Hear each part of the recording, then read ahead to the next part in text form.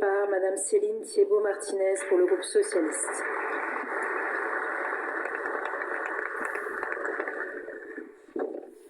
Merci Madame la Présidente. Ma question s'adresse au Premier ministre.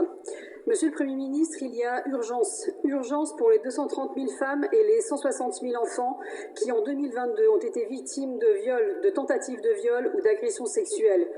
Urgence parce que 8 ans après MeToo et les travaux de la Ciivise, 94% des dépôts de plainte pour viol sont toujours classés sans suite.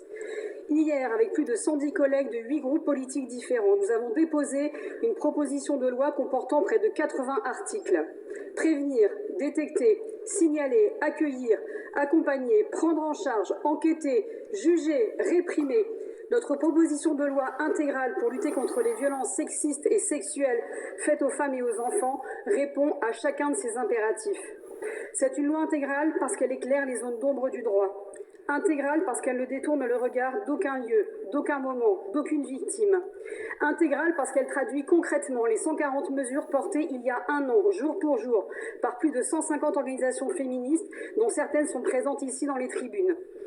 À travers ce texte, nous, parlementaires et associations, nous parlons d'une seule voix. Ces violences ne peuvent plus être reléguées au rang de faits divers. Elles relèvent d'un même continuum de domination, d'un même devoir de protection. Notre objectif est simple, essentiel, mettre un terme à l'impunité des agresseurs. Alors, Monsieur le Premier ministre, saisissez-vous de ce texte. Nous vous le remettons bien volontiers.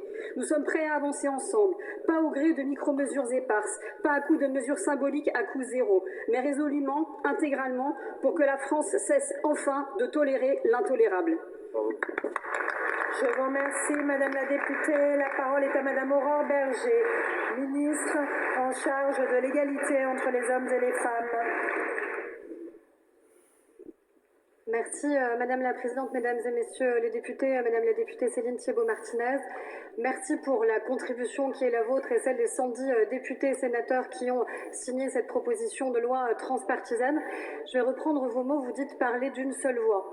Sur la question de la lutte contre les violences sexuelles faites aux enfants comme faites aux femmes, il faut parler d'une seule voix et notre hémicycle en a déjà fait la démonstration. Nous l'avons fait avec Isabelle Santiago que je vois ici sur la question des violences faites aux enfants. Nous l'avons fait dans le cadre de commissions d'enquête. Nous l'avons fait il y a peu sur la question de la définition pénale du viol pour intégrer la notion de non-consentement grâce aux travaux de Véronique Rioton et de Marie-Charlotte Garin. Nous sommes donc capables de consensus parce que sur ce sujet, plus que sur tous les autres sans doute, non seulement le consensus est souhaitable, mais il est possible.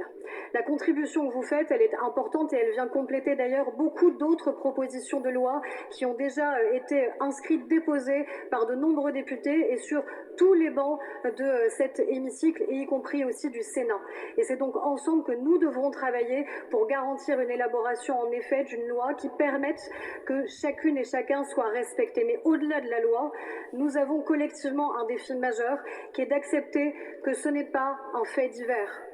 La question des violences faites aux enfants, des violences faites aux femmes, ce ne sont pas des faits divers. Ce sont des faits de société et ce sont même des faits politiques au regard du volume chaque jour d'enfants et de femmes qui sont concernés par les violences qui s'abattent sur elles et sur eux. C'est notre devoir collectif d'y arriver, non seulement dans la loi, dans les moyens que nous avons largement augmentés et qui continuent à augmenter année après année, et aussi dans l'image que nous pouvons renvoyer, nous, au sein de cet hémicycle, d'une unité possible et souhaitable pour les combattre. Je vous remercie.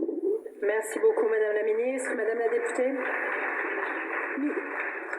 Jeudi dernier, 4 femmes sont décédées sous les coups de leur conjoint ou ex-conjoint. Votre budget, Madame la ministre, est en baisse, même s'il affiche une hausse. C'est une hausse en trompe-l'œil. J'ajoute que le projet de loi sûre, porté par le ministre de la Justice, prévoit le plaidé coupable pour les auteurs de viol, ce qui est une mesure inacceptable pour les victimes. Quand nous disons qu'il y a urgence à agir, c'est au niveau de la loi, c'est au niveau des moyens, alors maintenant, agissez. Merci beaucoup, Madame la ministre. Merci Madame la députée. Je ne veux pas polémiquer, je ne polémiquerai pas aujourd'hui. Le budget, il est transparent, le budget, il a plus que triplé depuis 2017. Les efforts vont continuer et les efforts seront bien en augmentation pour 2026. Merci beaucoup, Madame la ministre. Laure Lavalette pour le Rassemblement national. Merci Madame la Présidente. Monsieur le Premier ministre, au lendemain de la première lecture des textes budgétaires, vous avez faim de redécouvrir l'impasse dans laquelle votre nomination a plongé le pays. Depuis le